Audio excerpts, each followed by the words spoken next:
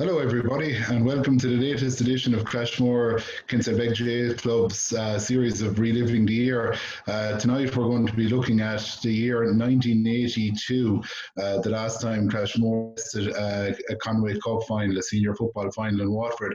We hope you're all keeping well and that we're still keeping the bright side out with all this doom and gloom surrounding COVID-19. So, as always, we're hoping that this will brighten up your Sunday evening and we'll have a bit of fun for the next 40 or 50 minutes. So without further ado, I'm going to introduce my guests for the night. So I'll start with Vinny O'Rourke. Say hello, Vinny.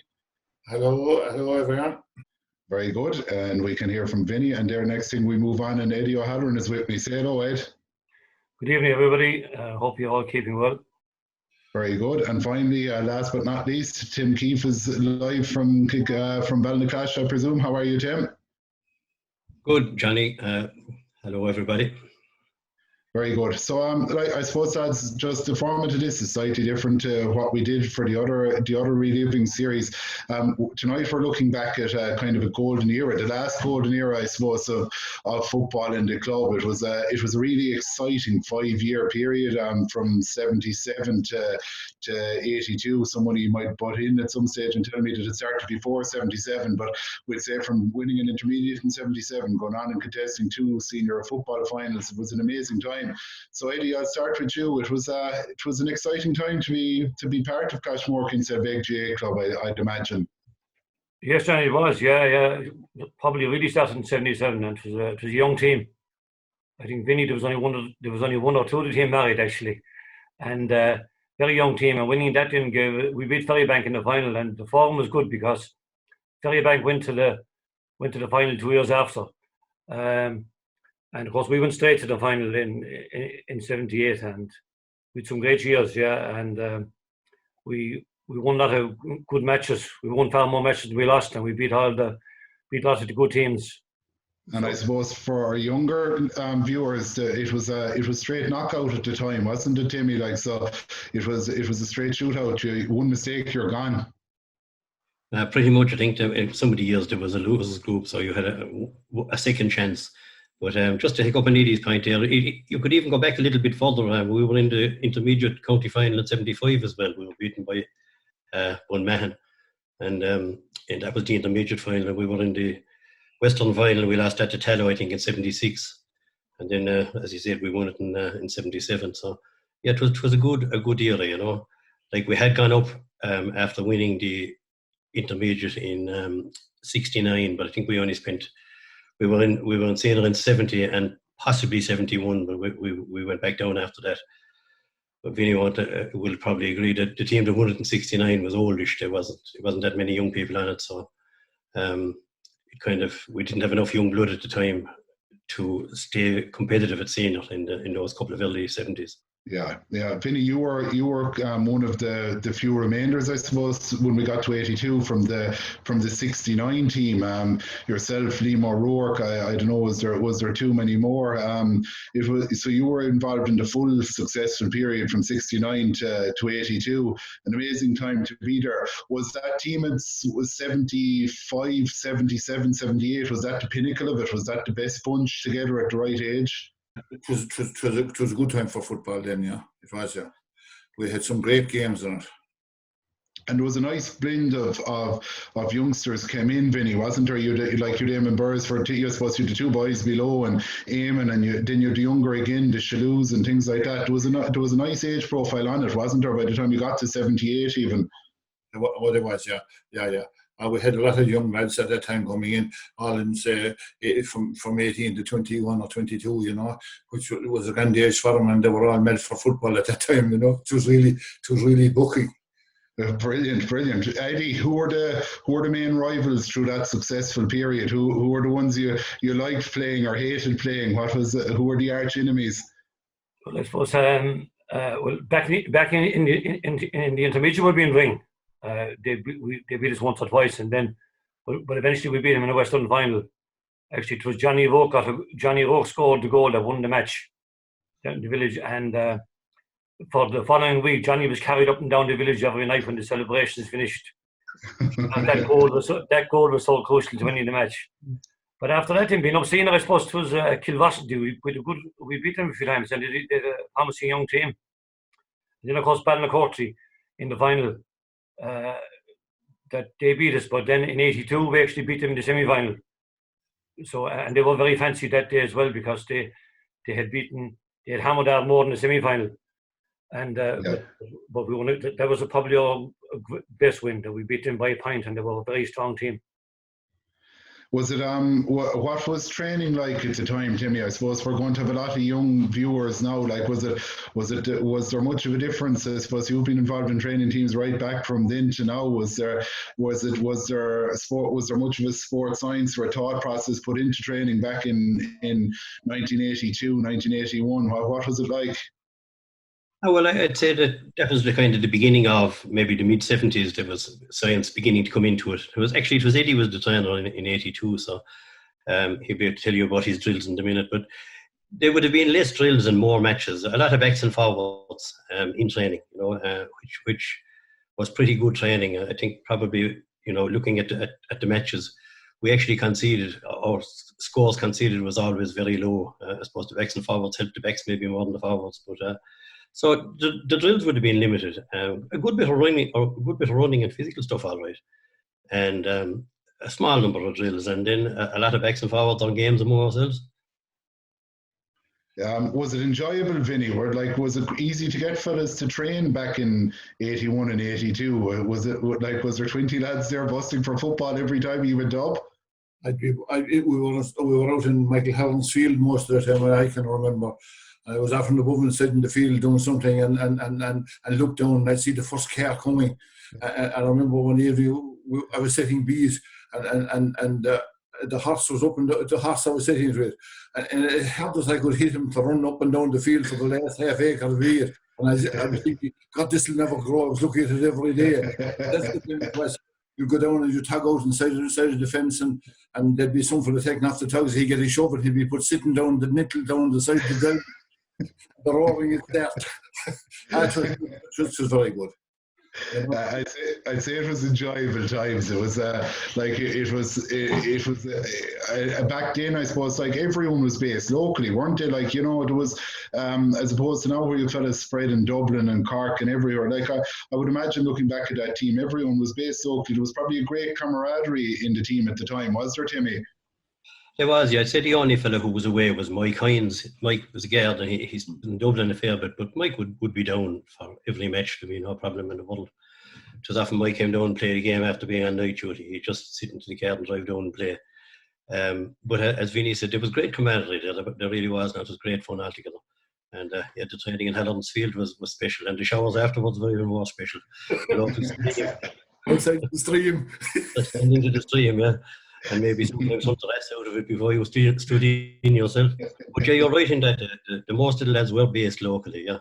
That was a help, there's no doubt. And the crowd was training, there was a full crowd virtually every night, There wasn't a whole lot of other distractions, so it was either that or go out and young ones over and they had more, so they could always wait the training was over.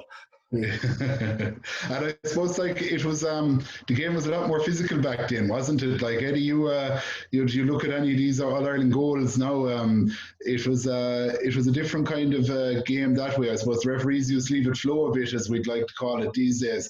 Was there any team, I suppose Stradbally be famous for it now, or Stradbally as famous back then for a bit of physicality, or were Kilrossenty worse? Who are the ones that brought that to it? Johnny, I'd say if I went back a small bit, I'd say Clashmore's reputation was that 69 team. I was secretary for a couple of years and it was kind of hard enough to get a challenge game sometimes. They were after leaving a good few marks here and there, Vinny was well involved in some of those harder days early on. Vinny, I suppose, was that you wouldn't have been a shrinking violet on that 69 team yourself. Johnny, if I come in there, because at the time Vinny was a very good boxer as well, as most of you know, and he actually boxed in America and Spain. So I'll tell you, he was definitely no shrinking violet, and he could, as well as looking after himself, he'd look after a few more fellas. And he boxed in Farrell Field as well, did he, Eddie? That happened, yes. Vinny, it was though. It was a physical time, wasn't it? It was bound to have been a bit of rough and tumble, especially going back to the early years of that successful period. Yeah, well, it was either get it or give it. It was, it was a total different game altogether. Because nowadays, if you have a good man to solo the ball, there is no. The law don't say that you can take the ball off him without fouling. How many balls you'll ever see on television, a right good game there with some for the solo line at the ball? You cannot take it off of him. If you hit him in the shoulder, you hit him in the chest, and if you hit him if you hit a slap in the ball, you punch him. So it don't go. At one time when a man had carrying the ball, you give him, and if he was able to hold it and keep going, he was good.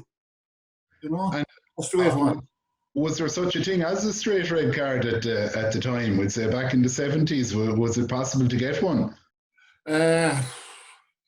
I had a fairly long old career in this, and I think there's 2 red cards I ever got in my life. You earned them. And I got sent off one time by Timmy's father above in Castlemartyr. There was a couple of fellas stuck in me, and so I got sent off. And I suppose Eddie alluded there to the fact that you'd have played a lot of challenge games. Eddie used to, there would be kind of festivals and things like that, wouldn't there? More so back then. So you'd have been playing a great mix of teams even from outside the county and things probably back through that period. It was, yeah. The tournaments were very big that time. We was playing the Stradley tournament, and you had tip teams in that. We won it one year. We'd probably quarter-final, semi-final and final in that. We played a lot of matches then against the Cork teams as well. Y'all were strong at the time, and a couple of county players in that. And we'd play ahead of Conor Conahan's team, and they'd be great matches. And Vinny was right about Castlemartyr. We had some very tough matches against them. We'd play in Castlemartyr one night, and they'd come to Clashmore then a few weeks after.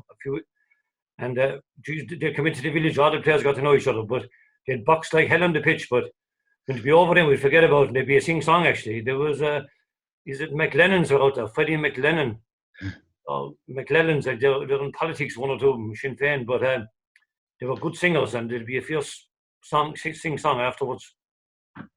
That's very good. I suppose we'll turn it towards what we have is the video of the 82 final. We'd love to go through some of the other games, but I suppose this was huge really at the time. You'd already cut your teeth in a senior football final. Now you're going into a second one. By the reading of the articles and the build up to it and the preview to it in the local papers, he actually went into this final as favourites. So there was an air of expectation. What was it like in the build up to that? Was there fever pitch? Did you feel that you were right to win this game? Was it there, Timmy? What was your feeling in the build up to that game? Well, I'd say we felt we could win it all right, yeah. I wasn't aware that we were the favourites now. I don't remember that bit, but I suppose to win against Ardmore, as Eddie was talking about earlier on, that was our first time beating Ardmore in the championship, and I think that gave us a lot of confidence. And beating Ballycorty in the semi-final, Ballycorty had beaten us in the county final previous to that, so we knew we were capable of winning it, So the build-up was big, and there's always tension before county finals. I don't remember the exact build-up as such, but we certainly went into the match with a belief that we could win it. And even looking at the video now, when you look back on it, we could have won it. There wasn't a whole pile in it at any stage in the game, Vinny, I suppose, I don't know, one of the lads said it already, it was the only show in town at the time, as regards you could go to Ardmore chasing your women, or you could go play a bit of football. There must have been some excitement around, we were in the senior final there in 82, there must have been some atmosphere locally, was there, in the build-up to that? That was very good, yeah. Everyone you talk to, it was nothing but football at that time, and on the day they were a very big team, and the weather suited them down to the ground, because if we had got a dry day, our lads were small at the time. They were small to Strablania, and it really suited them. And then there was a lot of right dirty shots left go. Well, it was no day when you've been down for a ball, there was there was 3 or 4 that I could think of that the legs were taken clean out from under, and we got nothing for it, Yeah. And then our free taker it was a wicked hard day for a man to take frees. It was a lottery to get one of them over. The way the wind was, and if we had scored all our frees that day, we had the game won. Absolutely. So let's have a look at a bit of it. Let's cut in and have a look at the first half. We have the highlights of the first half here, and we'll come back to you then again, lads, for your thoughts at half time. All right. So we'll cut to that now.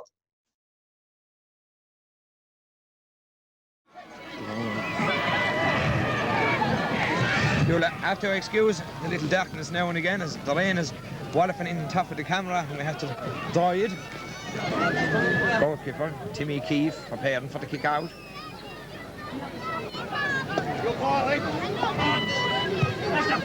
And Timmy's right-legged kick dropping about 60 yards out. James Keane punching it down. Picked up by Eamon Beresford. Beresford with the left leg, and sure enough, left-legged up the far side out. Oh, the line ball to Stradbally. And it's shown kicking it high across the goal. Oh no, Vinny Rook got in it. And Vinny soloing out. Punching on in front of Dave Salmon. Salmon being challenged by Rich Dunford. Salmon getting the ball into his hand, kicking up this side of the field is Sean Allen. Allen up into the corner from Michael Shalew. Shalew low and into his brother Tony. Tony trying to get it up, can't. Rob Maherdon skeeting in a leg. And the referee blowing the whistle and awarding a free out. A free out to Stradley for a foul on Robin Ahern. Right-legged one into the centre of the field. James King on for Roger Halloran breaking it down. It breaks to Seamus Adden. Seamus back to Eddie Halloran. Eddie Halloran on to Michael Hines. Hines kept his eye on it and he's fouled by Tommy Halloran. A free into Clashmore.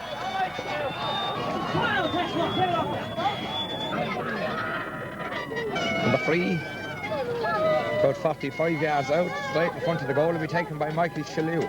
Michael with the right leg, kicking it high. And over the bar, the upright, the first score of the game, a point after 4.5 minutes, scored by Michael Shalew.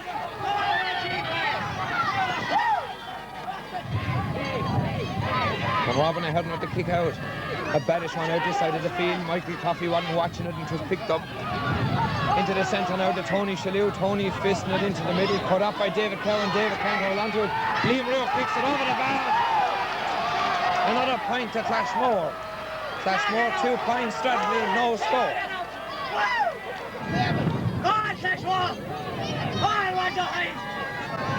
Robin Ahern's kick out, a better one this time, dropping in the middle of the field. Rich Dunford gone up for James Keane and being kicked out of his hand. Owen O'Brien trying to get a kick to Michael Coffey coming to the Tony Shalew. Shalew picking it up along this side of the field. David Cowan meeting it first time back down again. Bill Dunford on the way out and Jack Halloran. Bill seems to be tripped and Jack Halloran come back and the ball has gone out over the line. A line ball for Clashmore.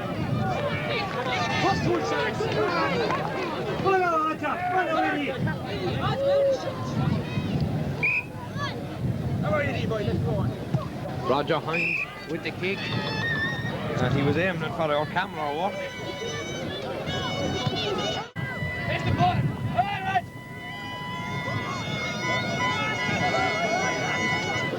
Robin Helm pulling a bit of timber out of the way and then taking a right-legged one into the centre.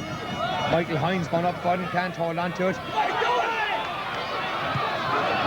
And it's Roger Hines lashing it first time up into the corner. Liam Rourke out after the Nallo Curran. And Liam Ian fisting it in the centre towards Tony Shalew. Rob Maherdon trying to get at it. And it's Michael Hines again. Hines with a high right-legged one across this side of the field. Mike Shalew out after, but Michael Coffey reading the break well and nipping in and getting it. This kick blocked down by Mike Shalew. And eventually Coffey kicking across the centre. Tommy Helm out after and Sean Adden getting a toe to it and it's gone. No, still in play. As the ball is kicked straight across. And it's Sean Allen with a right sickle. No! Yes, no! Liam Rourke sliding it into the net.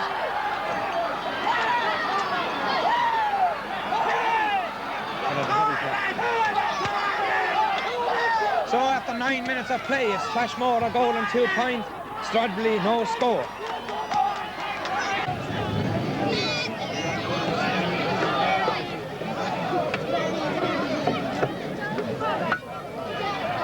Allo Conn going up and taking the quick free. And then Allo in towards the goal, towards Tom Constantine, getting it into his hand. Tom taking a shot at the goal. A great goal by Tom Constantine.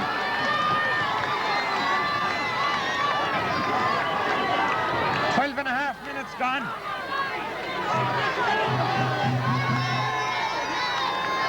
And Allo Conn's brain walk somehow cut out Clashmore as they were waiting for the big one from Tommy Allen. It didn't happen, and now it's Clashmore a goal and 2 points, Stradbally a goal. Roger Hines kick, dropping in under 21, up they go. Roger Hallam getting it into his hand. Roger trying to get in his shot, and there's a bit of a muddle up between the goalkeeper Kieran Heffern and David Kelvin. David poking it out. Seamus Adden back to Michael Shalou. Shalou straight into the hands of Robin Ahern.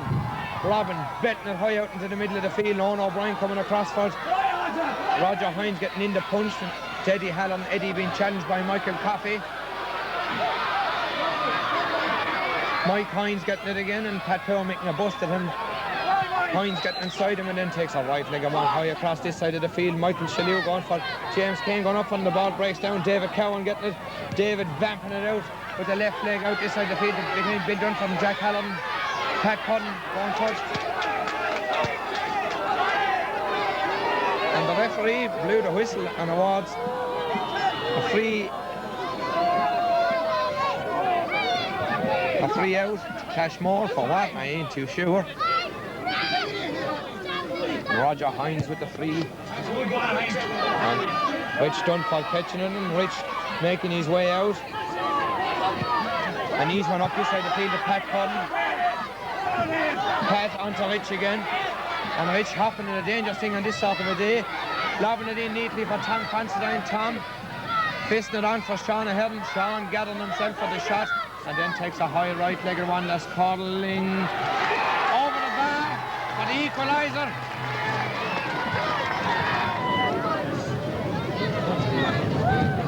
Timmy O'Keefe's kick out coming to this side of the field. Dave Salmon going for him. Pat Cudden. Michael Coffey lobbing it in towards Tom Considine, and Tom doing very well. Takes off. Right.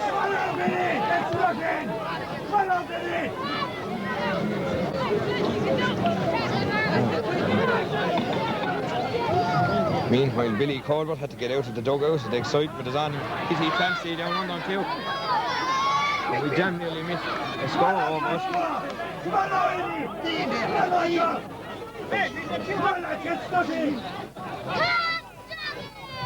And the pile of fat is being smoked today.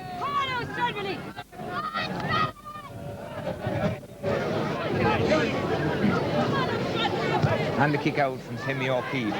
Timmy, a good one, dropping out in the middle of the field. Rich Dunford punched down to Owen O'Brien. Owen, totally surrounded, managed to get in his kick.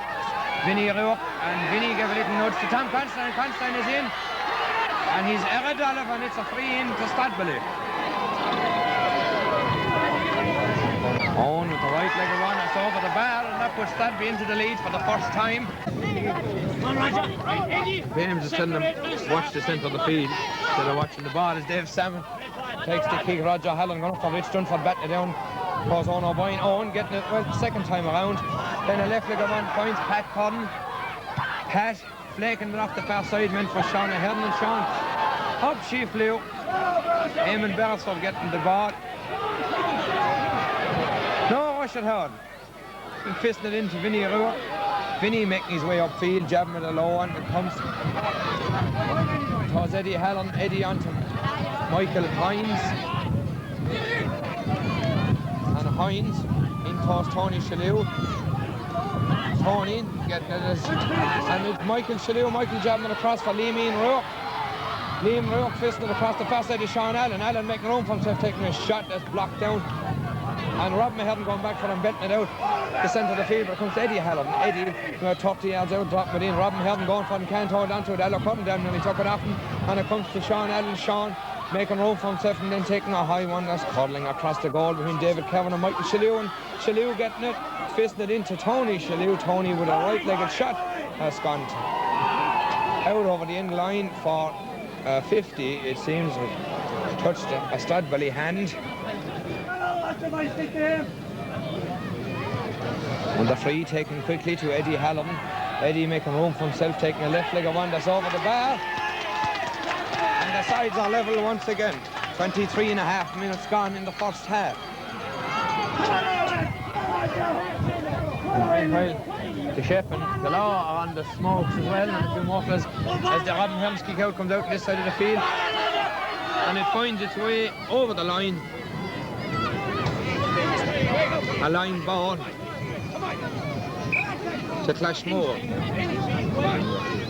Tom fisting it back to Pat Cotton. Pat, right, so lashing it across the far side, the ball breaking down to O'Shanahan.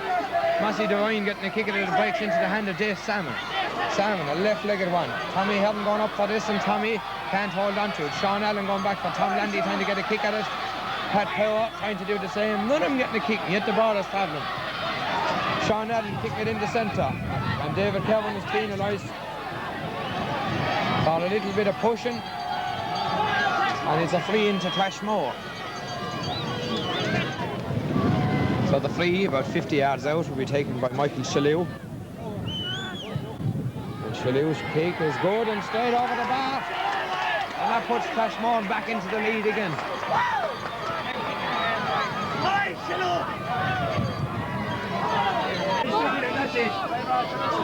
As James Keane, the free dropping it in the centre and abates the whole lot. Sean Allen going back for him. Pat Cotton nipping in very nicely and breaks to Tom Constantine. Tom on to Pat Cotton. Pat back again to Tom Constantine. Tom weaving his way in, poking it into his own O'Brien.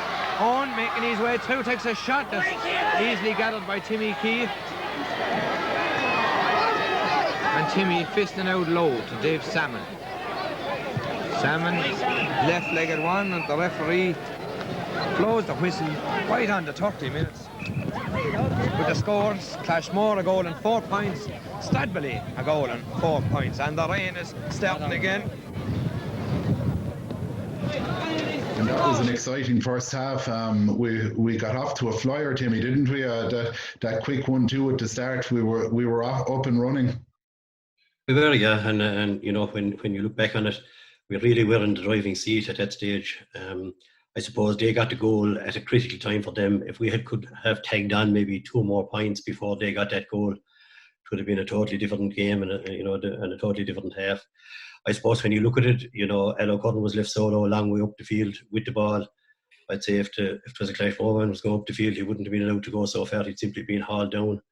As you can see, you know, watching there was Stradbally were pretty good at stopping our momentum at times, you know. So that goal was a turning point. But look, we were in it all the way through. I mean, what were we, level at half time? And it was all there to be played for. Vinny, Lee Mean got the goal. Liam O'Rourke, he was a true predator, wasn't he, up in the full forward line? I suppose he'd been doing it for the whole time you were playing. He'd some knack of just getting on the end of things, didn't he? Yeah. Sure, Liam was he was a brilliant footballer. He was just brilliant.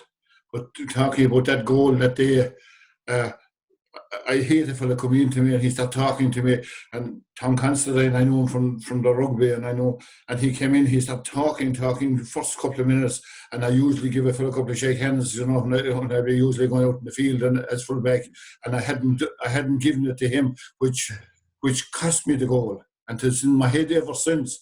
After that, we weren't talking that well, you know. But I don't think he got anything more after that. But it will always bother me to say that I didn't do what I usually do. And he was afraid it was going to happen to him, you know. So I didn't under control if I had done it. You mentioned him, though. He was some addition, Vinny, wasn't he, Considine, into that Stradbally team? Like, he was down from Clare, wasn't he? Yeah, he was a good footballer. He was, yeah. I did a lot of good footballers at that time. That happens, they're the same as they are now, big, huge men. Very hard to get ball off of them, you know. But on the day, I thought, on the day that suited them down to the ground, if they had to look for a day, they couldn't get it better. Absolutely. Eddie, you were training the team that year. How did you feel going into that dressing room at half time? What was said? What were you going to say? Did it go on? What happened in there? Well, You said It was a big factor, like, and even a simple thing like I was asked before the match. I remember, did we want the parade? Did we mind if the parade didn't go ahead? And my brother Jack was captain. I denied him his parade around the pitch because I said, look, we better leave it so, because they were anxious to leave it to County Board with the band and that they were all saturated. But things like that, like I felt that's one regret I would have, like maybe being a player on the day and I saturated going in and probably struggling a bit myself. I wouldn't be in the best place to kind of raise the spirits of the team. And I know Brendan Griffin and Billy was a selector, I think, as well. They did their best, but I think it would have been good if we got somebody in extra, we'll say, kind of in an advisory role, we'll say, to like imagine if you had someone like Conor Conan on the day to do that, like, you know. And I think Kilvashly did it afterwards when they won a couple of titles. They had Ned Paugh from Tallow, and they just brought him in for the semi-final and final, kind of in a helping out role, like. And it's one thing that now it wasn't done much at the time, but in hindsight, it would have been a good thing to do. Yeah.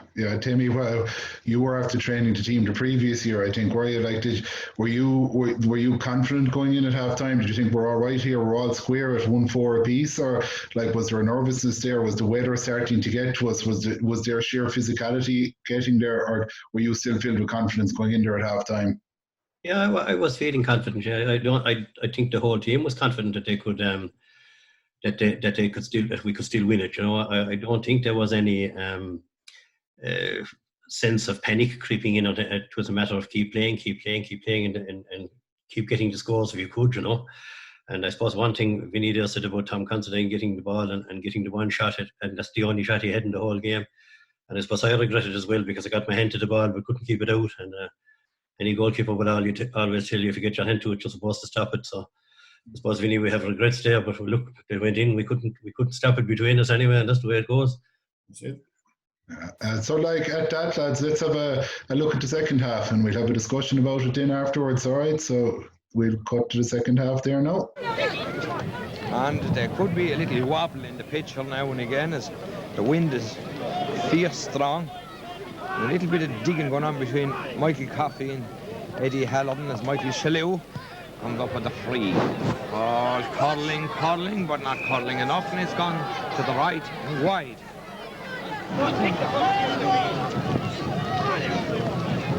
There's Robin Herden to kick out the far side of the field. Played to Seamus Adams. Seamus getting it up into his hand, fisted back. Sean Adams. Sean pumping it up into the sky. They're dropping in very dangerously. Mean Rook kicks it and flew across the goal to the left wide. Hines jabbing it in the centre towards Eddie Hallinan. Eddie being challenged by Rich Dunford and Michael Coffey coming out as Roger Hallinan pulls on it and the ball cuddling in the air. Robin Herden going up for Robin falling back, and Kieran Heffernan jumping out after, and Heffernan crawling out like a dog, tapping it low, but David Cowan trying to get a kick at it, and Sean Allen being removed out of the way illegally, and it's a free in to Clashmore.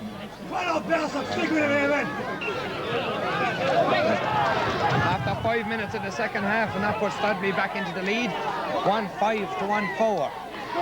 Meanwhile, Tom Landy was getting a bit of treatment from the Bogue, who's the new medical man.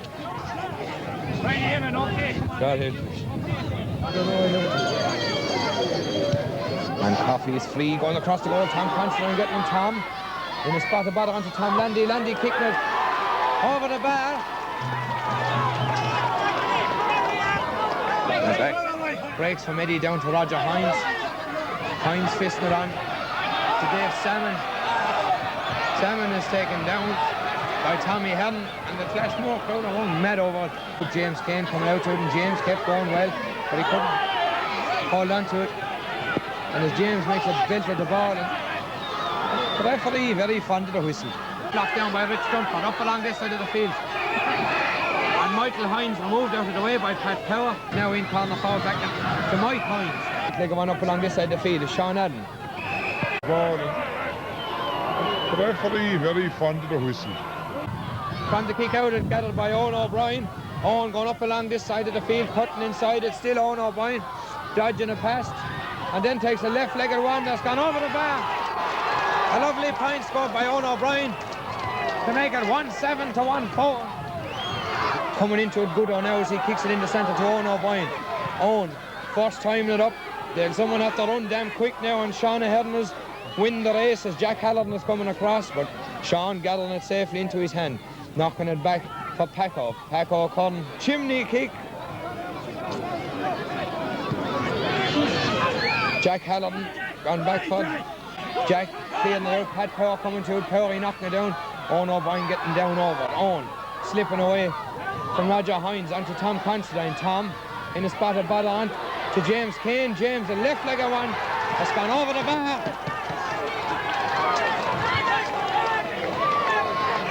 A quarter of an hour left in the game, and it's Stradley 1-8, Clashmore 1-4.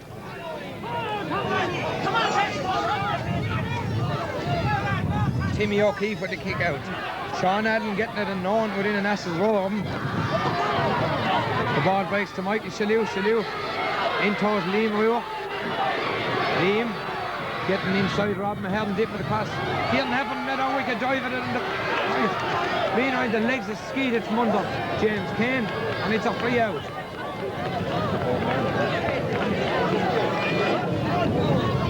And that bastard Moraine is starting to flake down.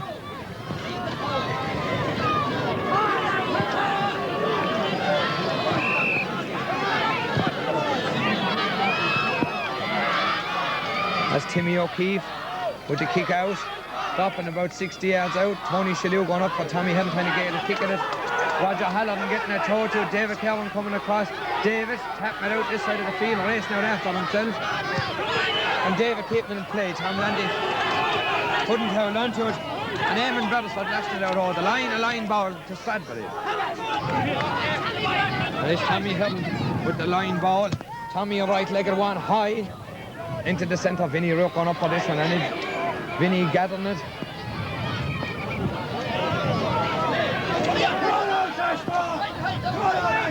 And the free taken by Vinny himself into the centre. Rich Dunford going up from Roger Halloran, belting it on with the fist, and it comes to Davy Kerr. Dav, right-legged one up along this side of the field. Tom Considine pushing Vinny Rourke off of Tom Landy out after, and Landy betting it along the ground. Massey Devine, he'd have a go at blowing him out of it. And the ball seemed to be touched on the ground by Eamon Beresford. And then the referee decided Sean Ahern was the guilty party and awards a free out to Clashmore.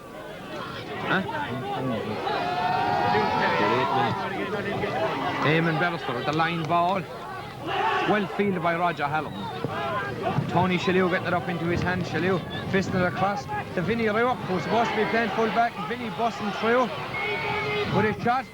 A stop by Robin Ahern, and a fierce fresh air from Seamus Darby in the ball.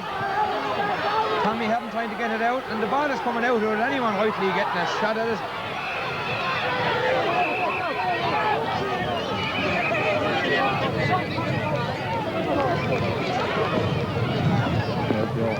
And Sean Allen has gone mad with Tommy Ahern. He must have got a dig, because he was making desperate swipes at him.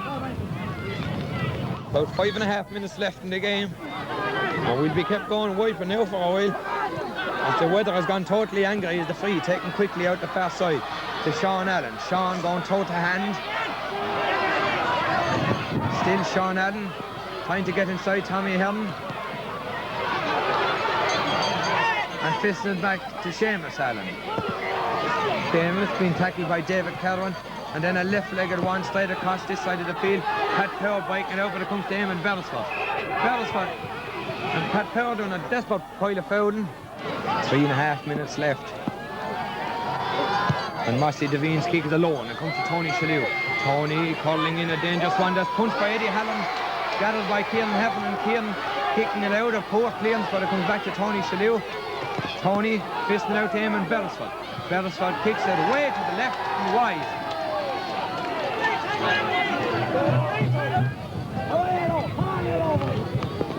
Well, the free is near to 50 yards out now, taken by Mossy Devine. Mossy kicking it out the far side. Tommy hadn't gone up and poking down with one hand, then getting himself. He's surrounded, but on the ground. Oh, Jesus. A free in.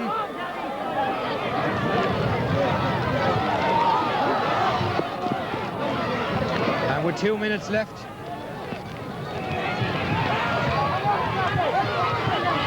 And Sean Ahern up doing a bit of blackguarding. Well shot is handy, I suppose, delay time. As Tony Shalhoub takes it over the bar, and that makes it Stradley 1-8, Clashmore 1-5. A minute and a half left in the game. And as far as I know, that's Clashmore's first score of the second half. Mossy Devine going to take it as we're in the last minute of the game. And Devine's kick is a high one into the centre. Michael Coffey going up and the ball breaks behind the whole lot to Tommy Helm. Tommy first time it up the field, and Roger Hines, who's now back full back. Roger fisted onto Mossy Devine. Devine up along this side of the field to Eddie Hallam. Eddie neatly sidestepping it into his brother Roger. Roger letting it fly high across. Michael Shalhoub going for James Keane, and David Cowan getting the break. David thundering his way out and then betting it up the middle of the field to Owen O'Brien. And Owen first time it up along to Tom Considine in the corner. Slides wide and then fisted into Sean Ahern. This is wicked weather. And Sean kicking it high across the goal and wide. Getting the slap of Tommy Helm gone back on. This is wicked weather and it's over. Stradley 1.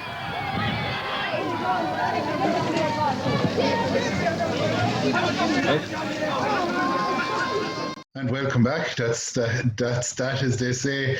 Jesus, if there's one thing that brighten you up, lads, after losing a county final, it's that commentary. Eddie, do you remember who did the commentary on the video? Yeah, it was Liam Clancy from Stradley. Yeah, he wasn't bad, no, actually. Yeah, he was quite funny, actually.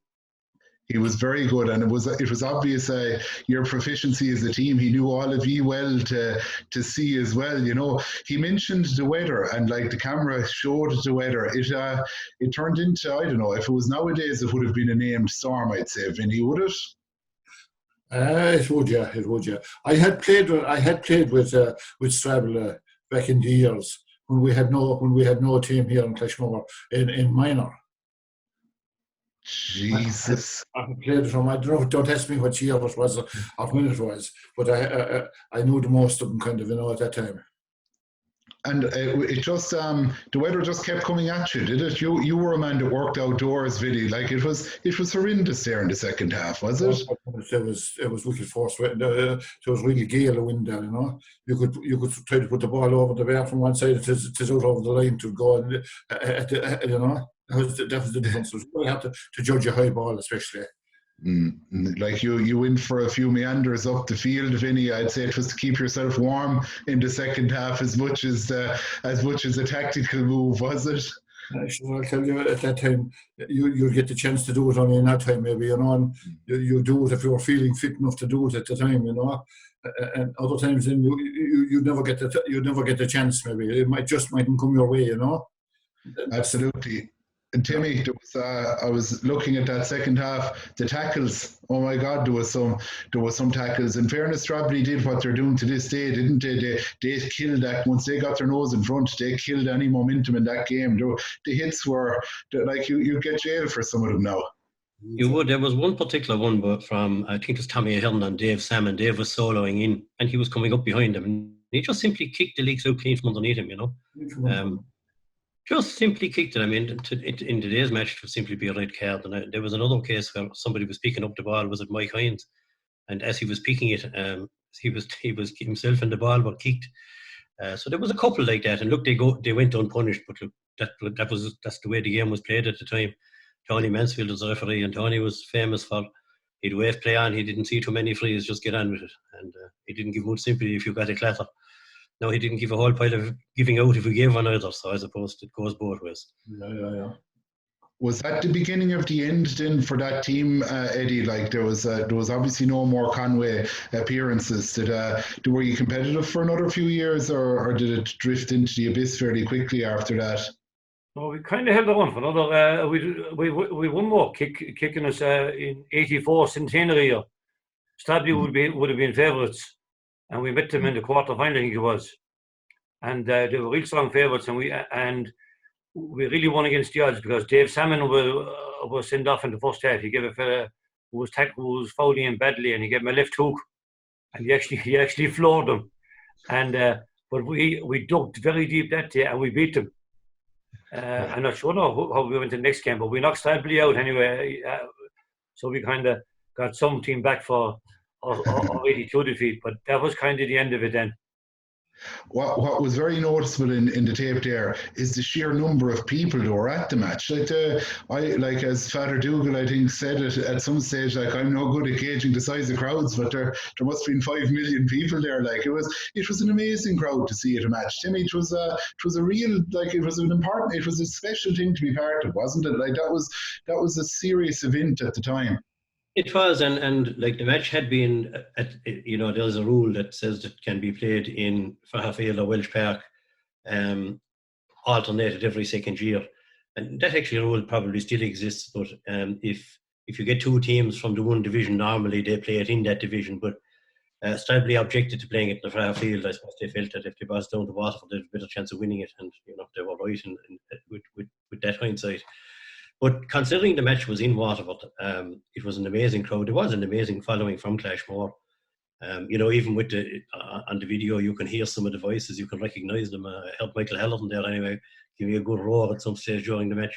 So it was amazing considering it was in Waterford and considering the day was so bad. And it was bad all day. Like, it wasn't as if it got wet as the day went on.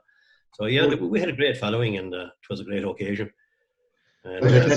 At that time, when Clashmore were junior, when we were, you'd always have a crowd at the match at that time. Whatever kind of standard, whatever was junior, intermediate, or senior, because they'd be always expecting a nice little kind of a mixture of everything in it, So you always had a great crowd there. There was some of the crowd that liked a little bit of a bust up, and another crowd that liked to see football, and every fellow was happy going home. And I suppose, like, you'll be looking back now, this is going to be the first time that a huge number of, fellas that are around the club for a long time. Sure, I suppose I'm knocking around nearly 40 years myself now, but I was only in the oven as you were playing that match. I wasn't quite baked yet. You'll be looking at it there. It's great for people to be able to reference how good some of these guys were. Like, you look at that game there. Like, let's just give a couple of honourable mentions out there. Like, we've already discussed Damien O'Rourke and how proficient he was up front. There was some hard men in that team. Jesus, like the Massey Devine, you Dave Salmon, you like Roger was no shrinking violet. You certainly weren't Vinny. Like there was some cutting in it. Like, wasn't there? There was some real standout hard men in that team, wasn't there, Vinny? Yeah. Actually, if you got stuck in the crowd, kind of, you'd always got a bit of a hand from. There was a good few there that you could always rely on. That they'd help you along. I remember playing De La Salle down there one time, and I don't know what was in now, don't ask me, but De La Salle were wicked big at the time. They had a forward line, and honest to God, they were 6'4" and 5. So Jack and myself were saying, what do we do with these fellas? So I said, we'll try to cut them down, slow them down a small bit if we could. So we were hung on, and the match was on, and the big fella came in with the ball, so we were trying to take it off of him. So, and the next thing was, he got kind of angry over it. Next thing was, there was about 14 fellas in top of us inside underneath the two of us. Until we saw, and I think it was Pavlov was coming in behind him. There was fellas scattered, there was legs flying up in the air and everything. And that quenched the whole lot down. It was one of the days that I was put off. I was inside underneath and I couldn't hit any fella. I was disgusted and to get put half over my feet, because every time I tried to pull a lash, I was stuck underneath. And Dinny McGrath came in. I can remember Dinny came in, he put his hand around me, and next thing was, your man pulled the lash of your fist. I could do nothing, and he hit the side of the post with his fist. So I was put off that day, and Jimmy was never put off in his life. And Dinny McGrath and Jimmy and myself, the three of us were put off. Dinny, I wouldn't mind now being put off, but Dinny and Jimmy were the cleanest two players that you ever had in any team. Yeah. And like, you look at the team too, Timmy, and like there was some good footballers there, wasn't there? On top of Lee Mean, Eddie was some footballer. Looking at that tape, Roger Hines could play football. There was plenty of lads out there that could play football, wasn't there? Well, it was an exceptionally strong half-back line there, if you take Dave Salmon, Roger Hines and Eamon Beresford. And when you look at the match, like those three played exceptionally well.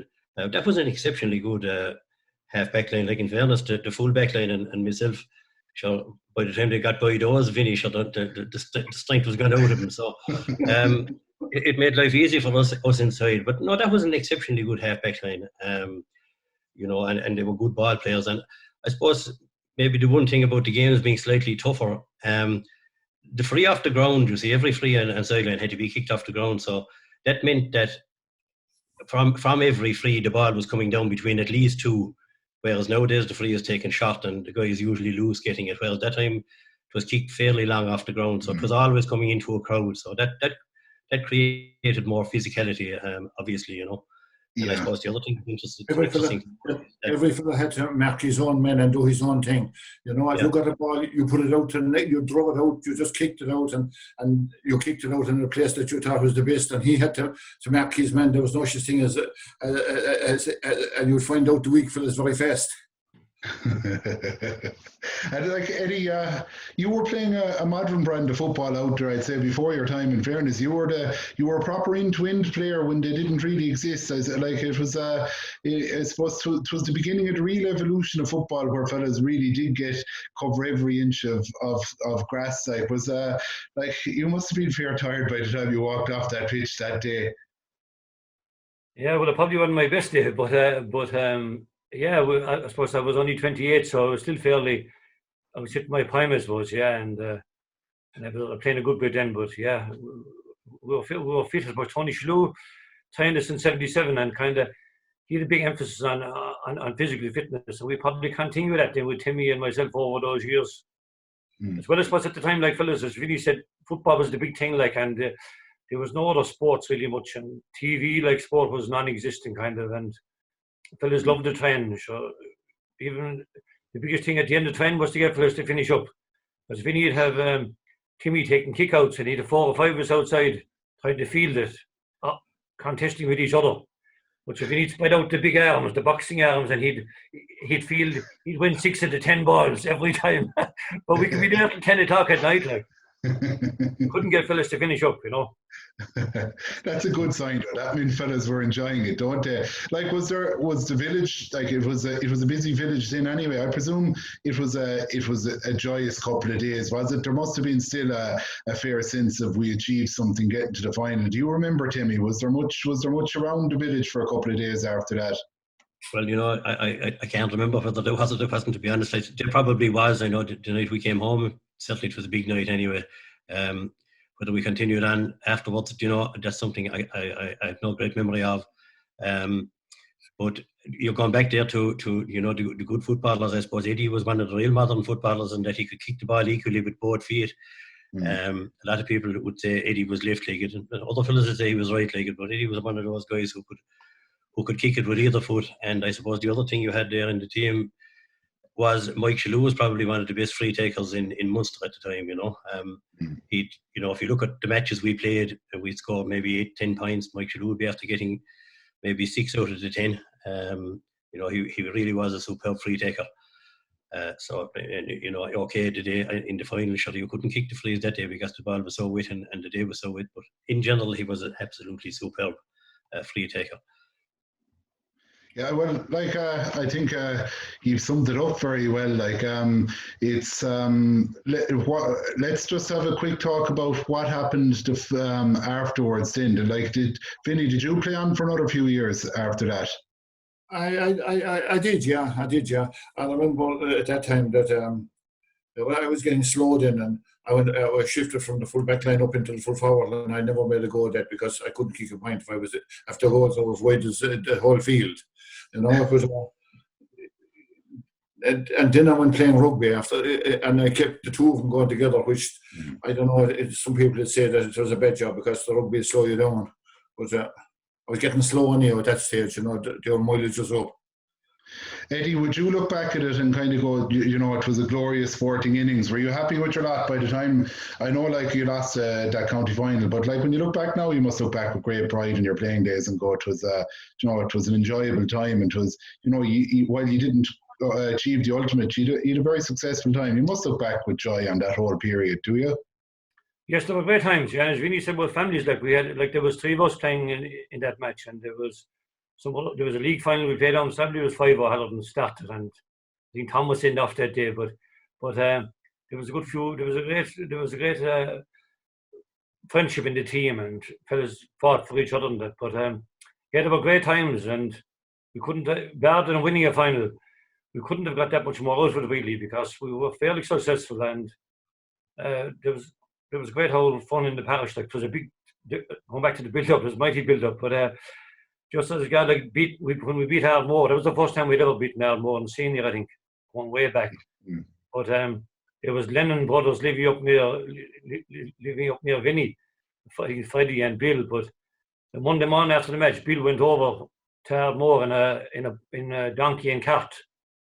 Over to Ardmore, went down the village with the flag up, and came all the way back to Clashmore in the donkey and cart.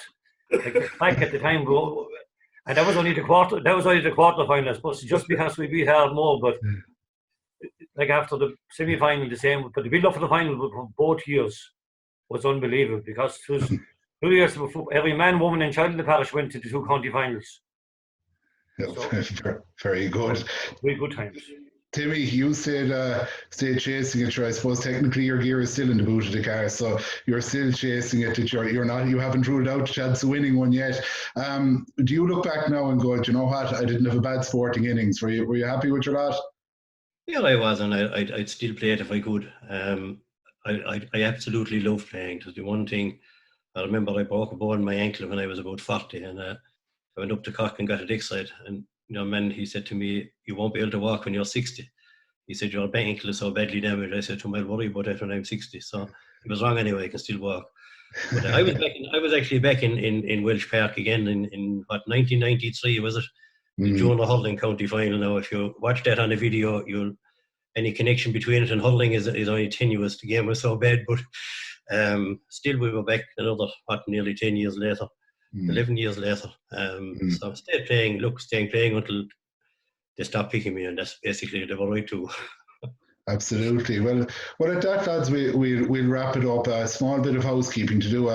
First thing, I suppose, this week we lost a very good clubman, John Hurton. So the lads would have soldiered with him. He was a great shot stopper for the club for years. So the village was in mourning this week. So we send all our condolences to the Hurton family, and near and far. Then after that is just a few thank yous. Firstly and mostly to the 3 lads, Vinny, Eddie and Timmy. Thanks very much for your contribution. It's greatly appreciated, and I think people are really going to enjoy this. Then behind the scenes, I just want to thank Killian O'Keefe. He put a lot of effort into creating the highlights, and as you can see, they're of a high standard. Fintan Burnock, or Fintan Welsh, as always, for his producing. And I forgot to do it last week. I just want to congratulate Fintan on the birth of his son Killian recently, so we'll do that as well. I don't think I have any more thank yous. So like the last time, the good news is we're putting the full video of the match up on our YouTube channel. So if you don't want to watch 4 Egypts rabbiting on for an hour, you can just watch the match instead. Unfortunately, you'll be after watching us for an hour before you found that out. So we hope you enjoy it. We hope you're staying well. We will get through this COVID. It's getting less and less likely we'll be seeing you in Fairfield soon, but we will see you in Fairfield again. So look after yourselves, and hopefully we'll be back with another episode of this in a couple of weeks' time. Right? So that's from all of us here. Thanks very much, and good night.